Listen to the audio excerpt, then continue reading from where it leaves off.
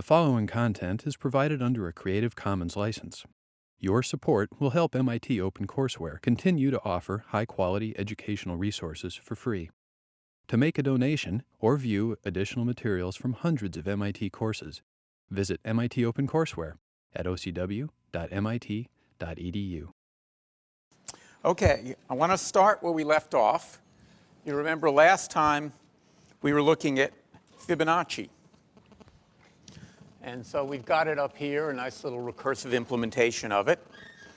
And the thing I wanted to point out is we've got this global variable number of calls, which is there not because Fibonacci needs it, but just for pedagogical reasons, so that we can keep track of how much work this thing is doing.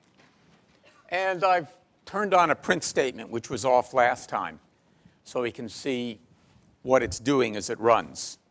So let's try it here with fib of 6.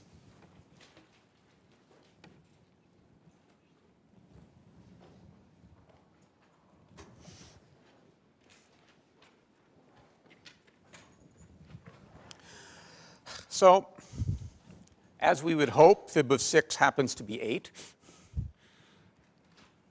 Is that right? Is that right, everybody?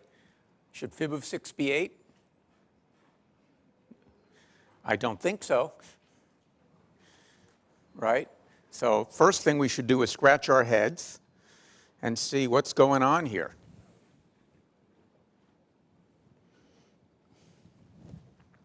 All right. Let's look at it. What's happening here? This is your morning wake-up call.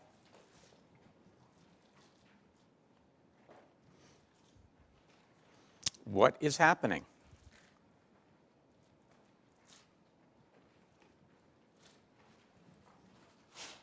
Yes? You're returning n instead of 1. And so when you call fib of 0, it returns 0 instead of 1. See if I can get it all the way to the back. No, I can't. That's embarrassing. All right. So if n is less than or equal to 1, return n. Well, that's not right, right? What should I be doing there? Because fib of 0 is what? 1. So let's fix it.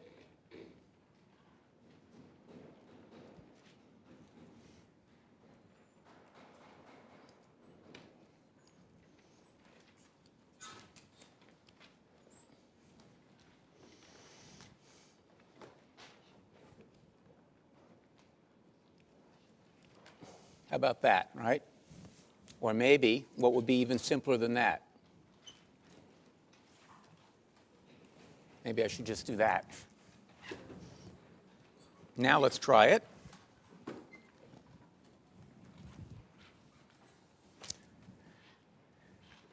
We feel better about this? We like that answer? Yes? No?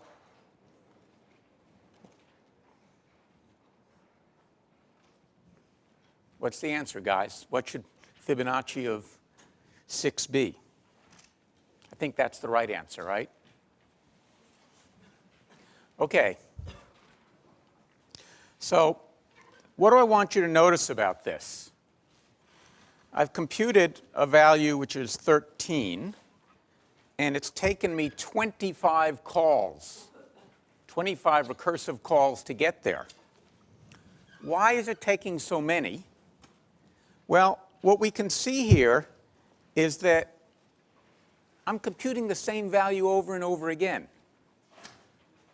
Because if we look at the recursive structure of the program, what we'll see that's going on here is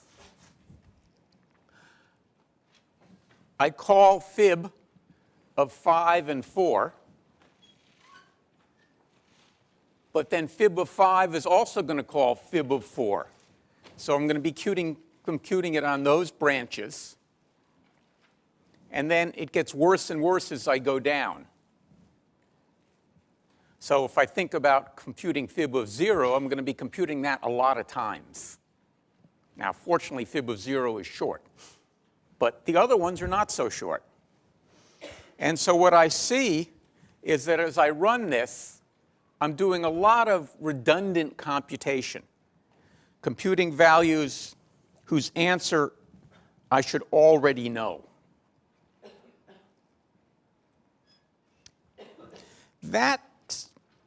You'll remember last time I talked about the notion of overlapping subproblems.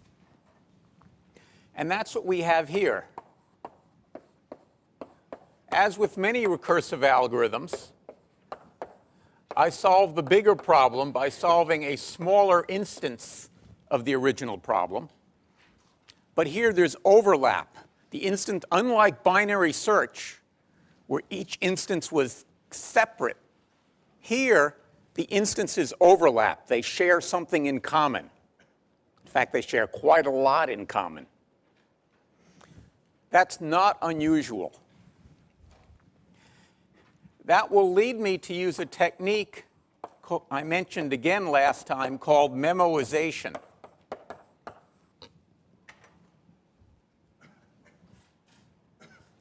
Effectively, what that says is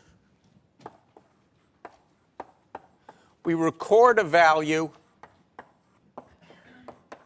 the first time it's computed,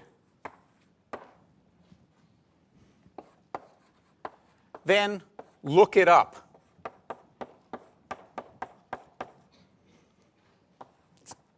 The subsequent times we need it.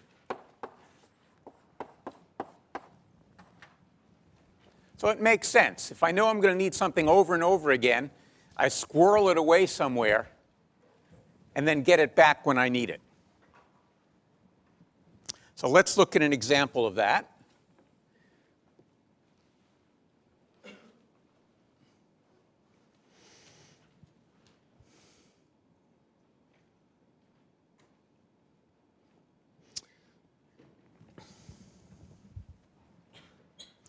So I'm going to have something called fast fib.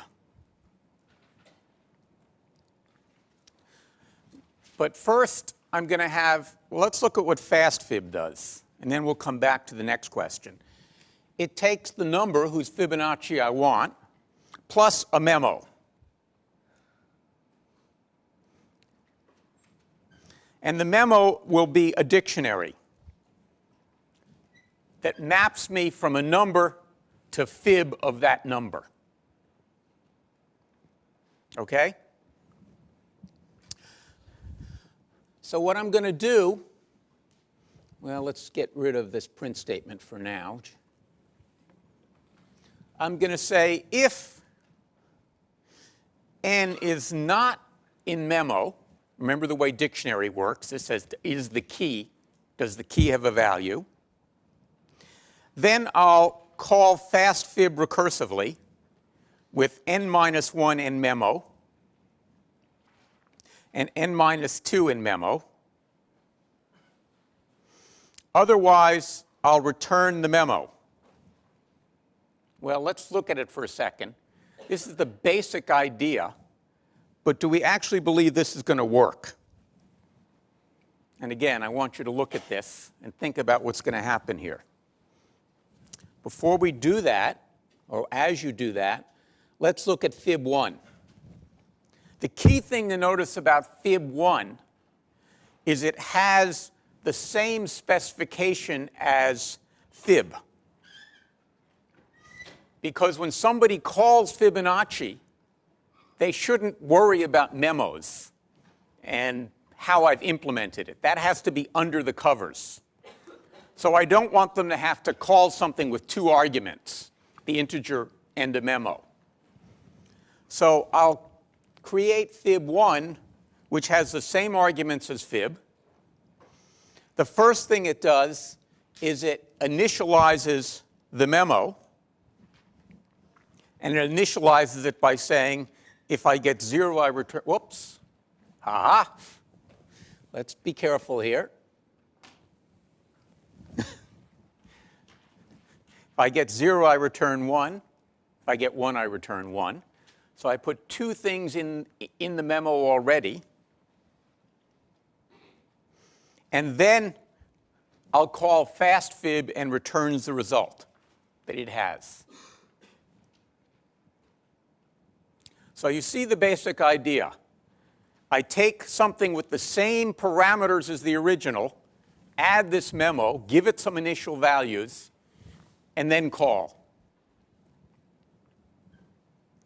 So now, what do we think? Is this going to work?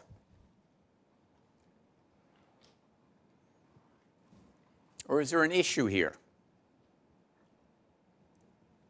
What do you think? Think it through.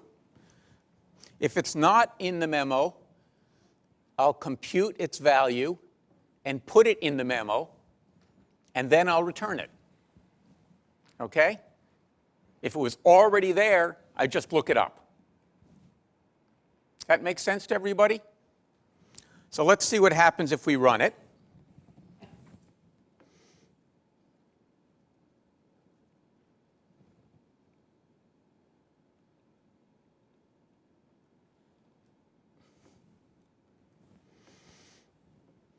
Well, actually, let's turn the print statement on since we're doing it with a small value here.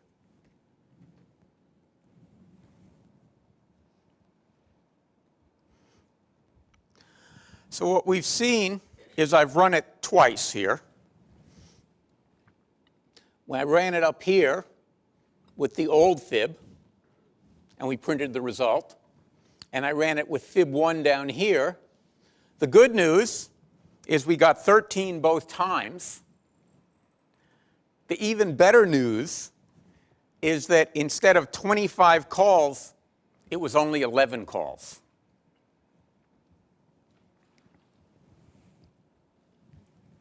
So it's a big improvement. Let's see what happens, just to get an idea of how big the improvement is. I'm going to take out the 2 print statements.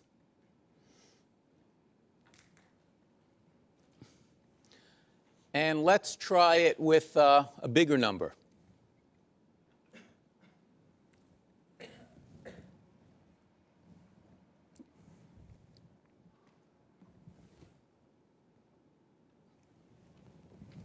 It's going to take a little bit. Well, look at this difference.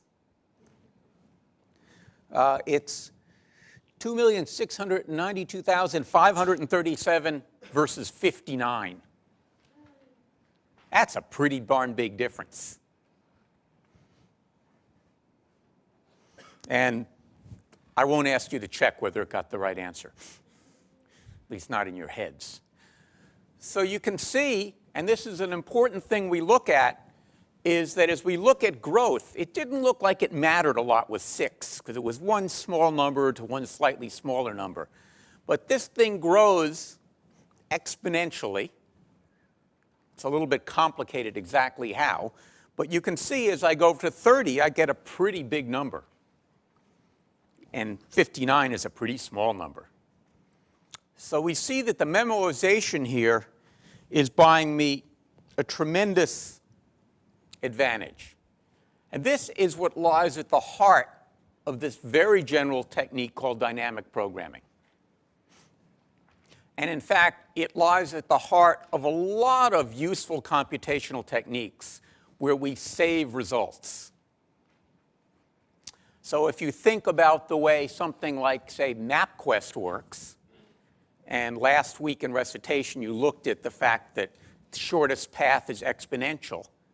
Well, what it does is it saves a lot of paths.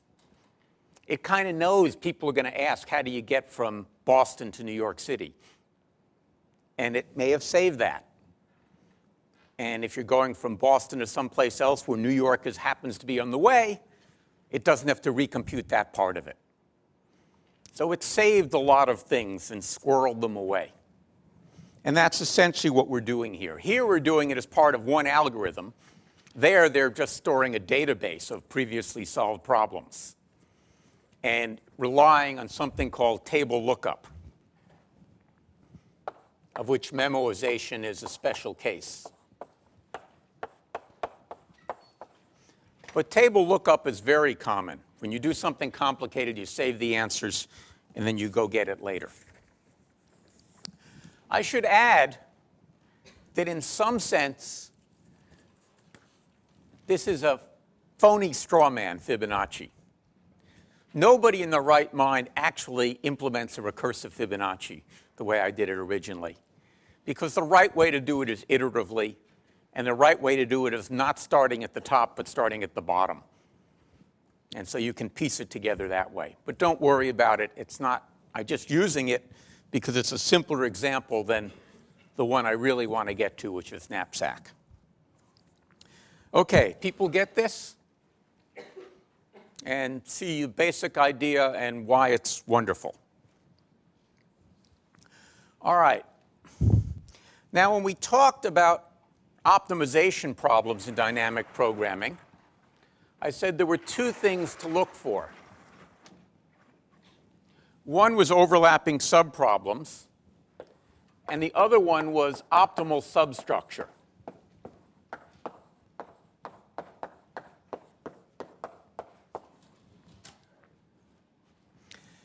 The notion here is that you can get a globally optimal solution from locally optimal solutions to subproblems.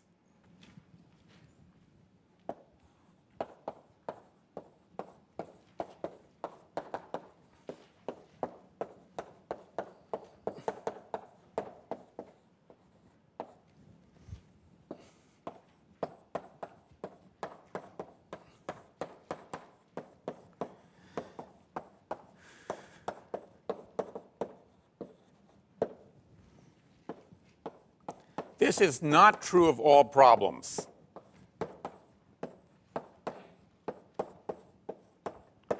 But as we'll see, it's true of a lot of problems. And when you have an optimal substructure and the local solutions overlap, that's when you can bring dynamic programming to bear. So when you're trying to think about, is this a problem that I can solve with dynamic programming, these are the two questions you ask. All right, let's now go back and instantiate these ideas for the knapsack problem we looked at last time, in particular for the 0-1 knapsack problem.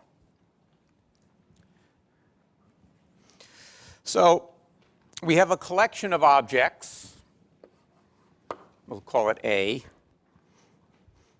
And for each object in O, we have a value. In A, we have a value. And now we want to find the subset of A that has the maximum value subject to the weight constraint. I'm just repeating the problem.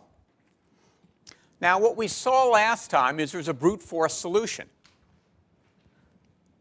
As you have discovered in a recent problem set, it is possible to construct all subsets of a set. And so you could construct all subsets, check that the weight is less than the weight of the knapsack, and then choose the subset with the maximum value, or a subset with the maximum value. There may be more than one, and you're done. On the other hand, we've seen that if the size of A is n, as I said, we have n elements to choose from, then the number of possible subsets is 2 to the n. Remember, we saw that last time looking at the binary numbers. 2 to the n is a big number. Now, maybe we don't have to consider them all because we can say, oh, this one is going to be way too big. It's going to weigh too much. We don't need to look at it. But it'll still be order 2 to the n. If n is something like 50, not a big number, 2 to the 50 is a huge number. All right. So let's ask, is there an optimal substructure to this problem that would let us tackle it with dynamic programming? And we're going to do this initially by looking at a straightforward implementation based upon what's called a decision tree.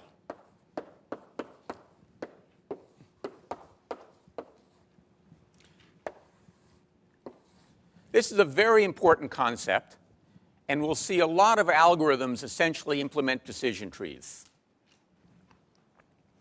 Let's look at an example. Let's assume that the weights, and I'll try a really small example to start with, are 5, 3, and 2. And the values, corresponding values, are 9, 7, and 8. And the maximum, we'll say, is 5. So what we do is we start by considering for each item whether to take it or not. For reasons that will become apparent when we implement it in code, I'm going to start at the back, the last element in the list. And what I'm going to use is the index of that element to keep track of where I am. So I'm not going to worry whether this item is a vase or a watch or a painting. I'm just going to say it's the nth element, where nth is somewhere between 0 and 2 in this case. And then we'll construct our tree as follows. Each node, well, let me put an example here. The first node will be the tuple 2, 5, and 0.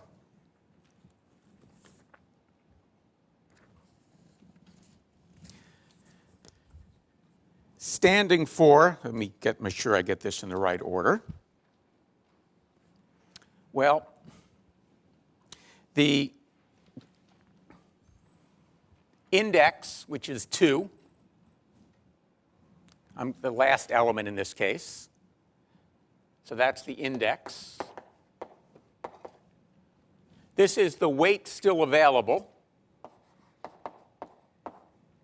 Can you see that in the shadow? And this is the value currently obtained.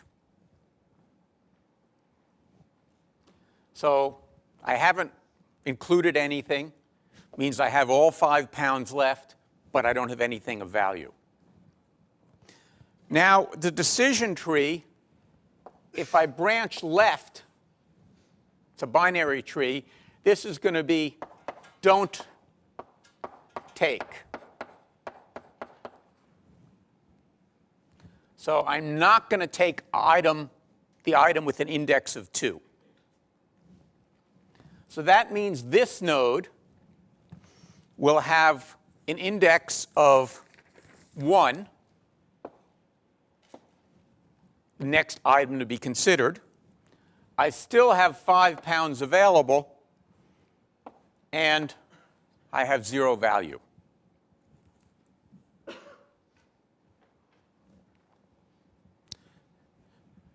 To be systematic, I'm going to build this tree depth first, left first.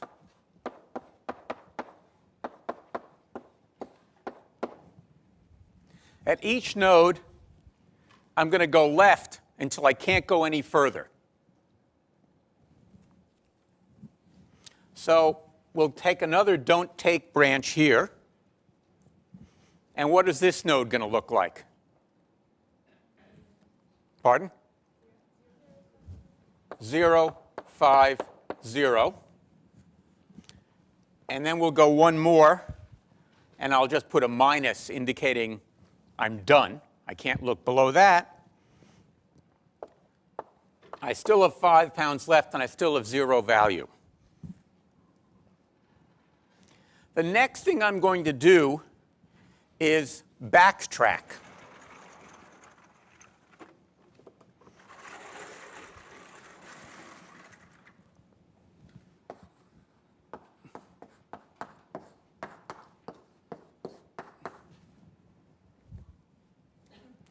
That is to say, I'm going to go back to a node I've already visited. Go up the tree 1. And now, of course, the only place to go is right. And now I get to include something. Yay! And what does this node look like? Well, I'll give you a hint. It starts with the minus. What next? Pardon? 0 and? Pardon? 5. All right. So far, this looks like the winner. But we better keep going. We backtrack to here again. There's nothing useful to do. We backtrack to here. And we ask, what do we get with this node? 0, 3. Somebody? Louder. 2.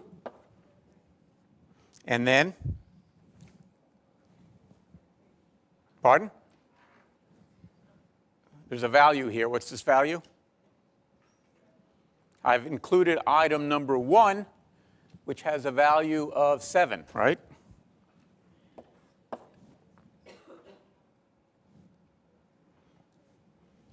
So, all right, now this looks like the winner. Pardon? This one? Yeah, the value should be 9, not 5. Remember, I'm working from the back, so it shouldn't be 9. It should be what? Item 0, you're right. Item 0 is 9. Thank you. Right, you are. Still looks like the winner.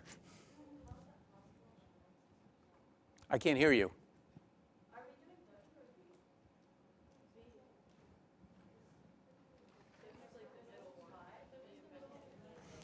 Let's be careful about this. I'm glad people are watching. All right, so we're here, and now we've got 5 pounds available. That's good, and we're considering item number 0, which happens to weigh 5 pounds.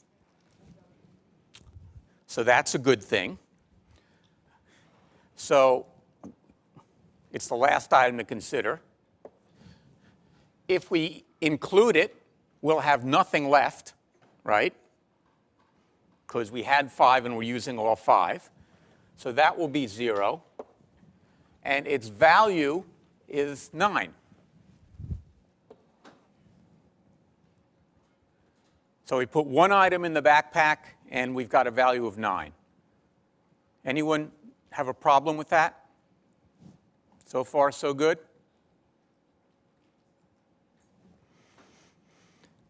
Now we've backed up to here. We're considering item 1, and we're trying to ask whether we can put it in. Item 1 has a weight of 3, so it would fit. And if we use it, we have 2 pounds left. And item 1 has a value of 7. So if we did this, we'd have a value of 7. But we're not done yet, right? We still have some things to consider. Well, we could consider not putting in item 0. That makes perfect sense. And we're back to where we're there, minus 2 and 7. And now let's ask the question, how about putting in item 0? Well, we can't, right? Because it would weigh 5 pounds. I only have 2 left. So there is no right branch to this one.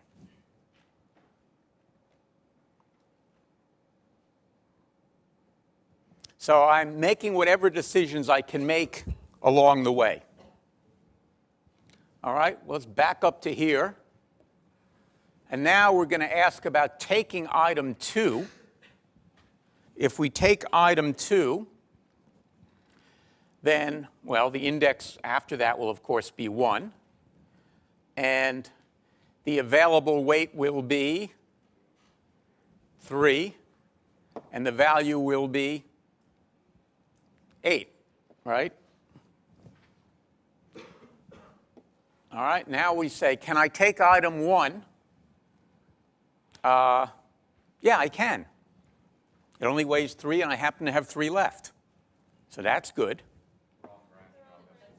Whoop, don't take it. Right, sorry. This is the don't take branch. So I go to 0, 3, 8. And then I can do another don't take branch. And this gets me to what? Minus 3, 8. I'll now back up. And I'll say, all right, suppose I do take item 0. Well, I can't take item 0, right? Weighs too much. So don't have that branch. Back up to here. Say, all right, can I take item 1? Yes, I can. And that gives me what?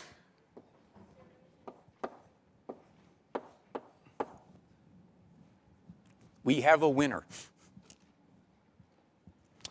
So it's kind of tedious, but it's important to see that it works. It's systematic. I have a way of exploring the possible solutions. And at the end, I choose the winner.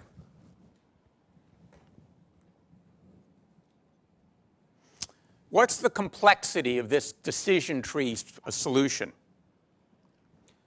Well, in the worst case, we're enumerating every possibility of in and out. Now, I've shortened it a little bit by saying, we've run out of weight, we're OK. But effectively, it is, as we saw before, exponential. 2 to the n, every value in the bit vector we looked at last time is either 0 or 1. So it's a binary number of n bits, 2 to the n.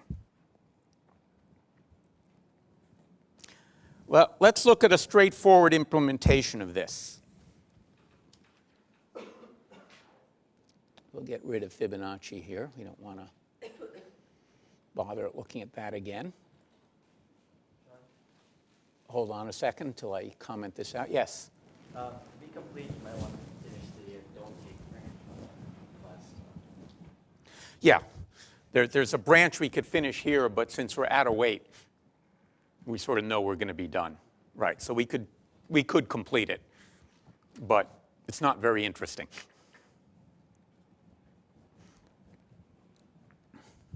But yes, we probably should have done that.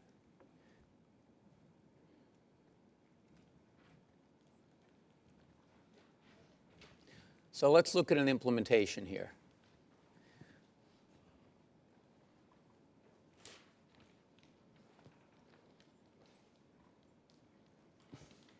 Whoops. You have this on these on the handout, by the way.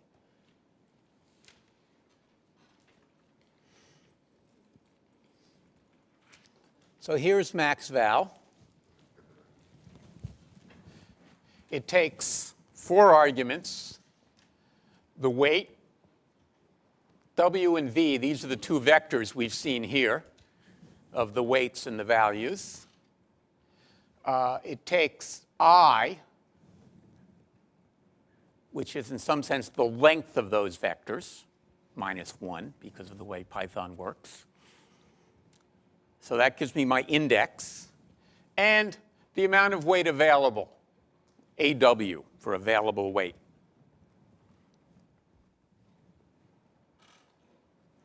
So again, I put in this numcalls, which you can ignore. First line says if I is 0, that means I'm looking at the very last element. Then if the weight of I is less than the available weight, I can return the value of I. Otherwise, it's 0. I've got one element to look at. I either put it in if I can. If I can't, I don't. All right, so if I'm at the end of the chain, that's my value. In either event, if I'm looking at the last element, I return. The next line says, all right, suppose I'm not at the last element. Suppose I don't include it. Then the maximum value I can get is the maximum value of what I had, but with index I minus 1. Okay, so that's the don't take branch.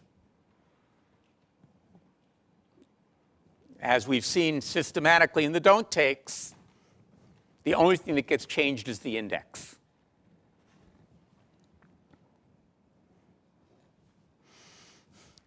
The next line says if the weight of I is greater than AW, well, then I know I can't put it in. So I might as well return the without I value I just computed. Otherwise, let's see what I get with I. And so the value of with I will be the value of I plus whatever I can get using the remaining items and decrementing the weight by the weight of I. So that's exactly what we see as we go down the right branches. I look at the rest of the list, but I've changed the value, and I've changed the available weight. And then when I get to the very end, I'm going to return the bigger of with I and without I. I've computed the value if I include I. I've computed the value if I don't include I. And then I'm going to just return the bigger of the two. Little bit complicated, but it's basically just implementing this decision tree.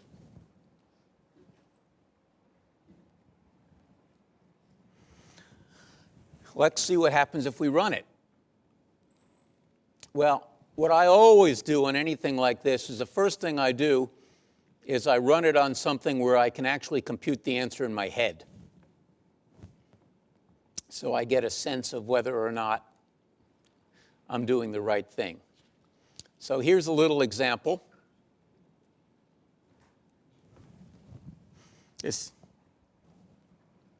And I'm going to pause for a minute before I run it and ask each of you to compute in your head what you think the answer should be. This is in line with what I said about debugging. Always guess before you run your program what you think it's going to do. And I'm going to wait until somebody raises their hand and gives me an answer.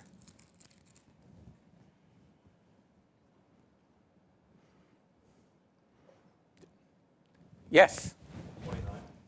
So we have the hypothesis that the answer should be 29.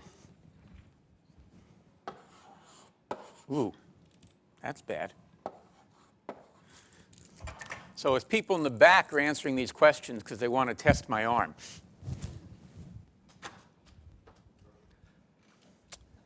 The camera probably didn't catch that, but it was a perfect throw. Anyone else think it's 29? Anyone think it's not 29? What do you think it is? 62. Pardon? 62. 62. That would be impressive. 62. All right, well, we have a guess of 62. Well, let's run it and see.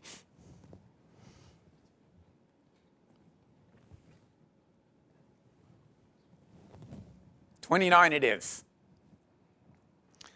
And it made a total of 13 calls. It didn't do this little optimization I did over here. But it gives us our answer. So that's pretty good. All right, let's try a slightly larger example. So here, I'm going to use the example we had in class last time. This was the burglar example where they had 2 copies of everything.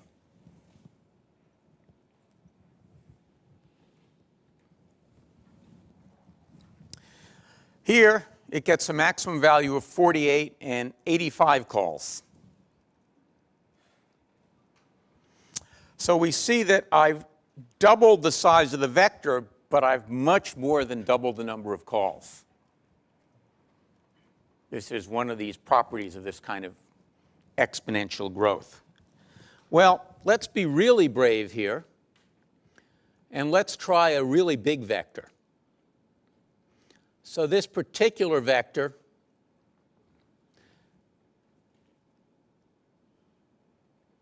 you probably can't even see the whole thing on your screen.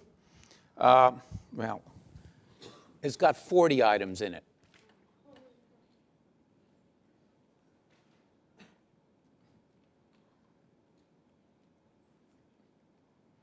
Let's see what happens here.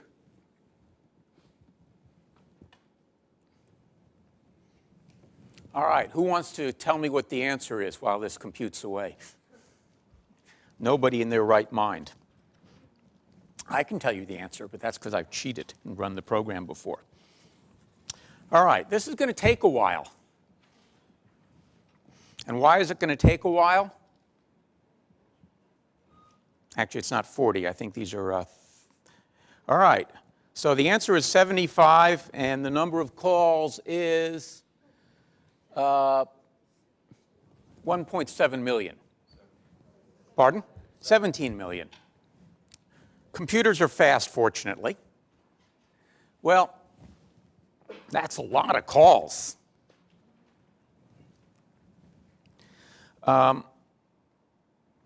Let's try and figure out what's going on, but let's not try and figure out what's going on with this big example, because we'll get really tired.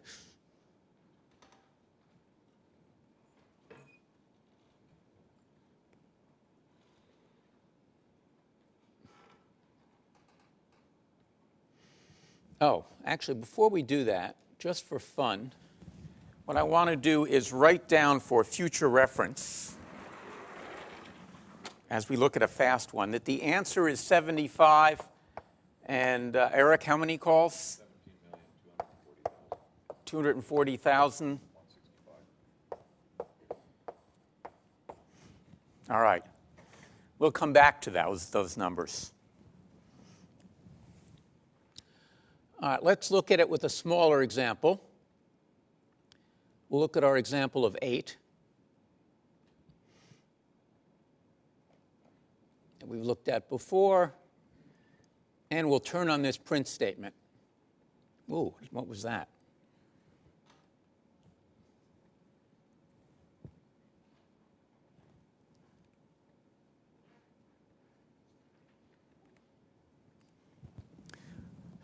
Notice that I'm only printing I and AW. Why is that? Because W and V are constant. I don't want you to print them over and over again.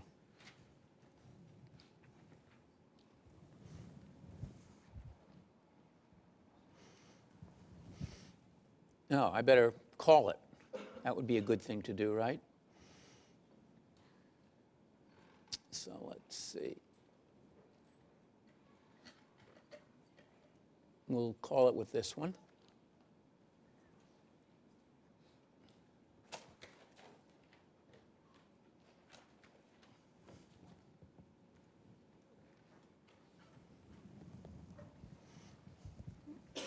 Well, so it's printing a lot. It'll print, I think, with 85 calls. And the thing you should notice here is that it's doing a lot of the same things over and over again. So, for example, we'll see 2-1 here, and 2-1 here, and 2-1 here. Just like Fibonacci, it's doing the same work over and over again. So, what's the solution? Well, you won't be surprised to hear it's the same solution. So let's look at that code. So I'm going to do exactly the same trick we did before.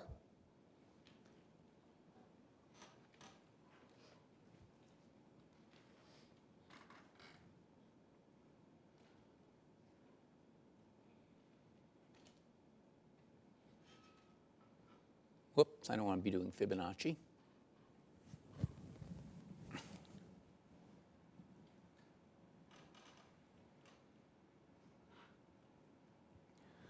I'm going to introduce a max val 0, which has exactly the same arguments as max val. Here I'll initiate the memo to be 0, or to be empty, rather, the dictionary. And then I'll call fast maxval, passing it this extra argument of the memo. So the first thing I'm going to do is I'm going to try and return the value in the memo. This is a good thing to do, right? If it's not already there, what will happen? It will raise an exception, and I'll go to the except clause. So I'm using the Python try except to check whether or not the thing is in the memo or not. I try and return the value. If it's there, I return it. If not, I'll get a key error. And what do I do if I get a key error? Well, now I go through code very much like what I did for maxval in the first place.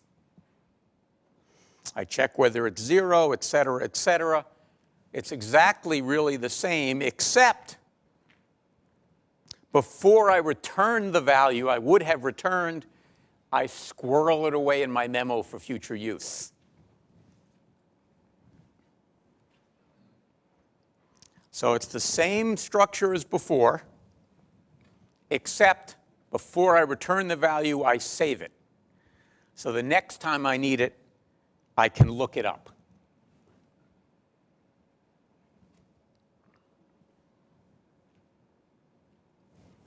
Let's see if it works.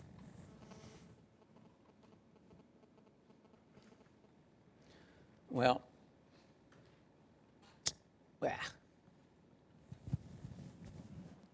let's do a small example first.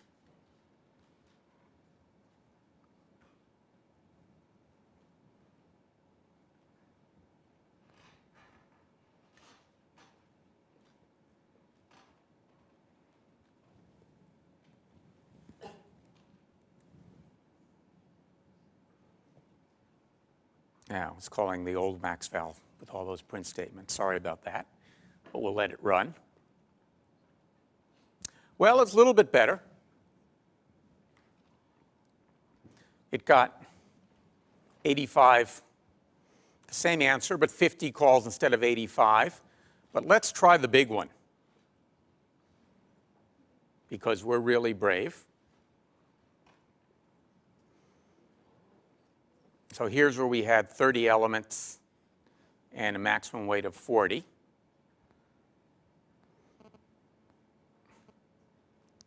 I'm not going to call the other maxval here, because we know what happens when I do that. I've created my own little memo over there. And let's let it rip. Wow. Well, I got the same answer. That's a good thing. And instead of 17 million calls, I have 1,800 calls. That's a huge improvement. And that's sort of the magic of dynamic programming. On Thursday, we'll do a more careful analysis and try and understand how I could have accomplished this seemingly magical task of solving an exponential problem so really quickly.